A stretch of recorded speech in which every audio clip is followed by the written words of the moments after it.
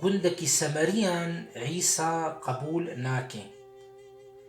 چاخێ ڕۆژێن هەلکشاندناوی نێزیک دبوون، عیسا بەرێ خۆدا ئۆرشەلیمێ. داگۆ هەرێ وێ دەرێ ئیجار وی قاسد لە پێشییا خۆشیاندن. ئەو چوون گوندەکی سەمەریان داگۆ ئامادەکاریێ ژێرە بکن. لێوان ئەو قبول نەکرد. ji ber ku wî berê xwe dabû Orşelîmê.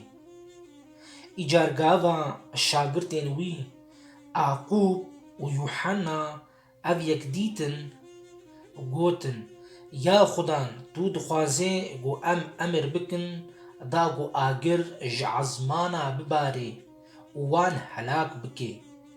Lê ew zîvirî û li wan helat. Pişt re ew çûn gundekî din. Pirtûka pîroz, encîr, silav û rêz xweşbû birayên hêja.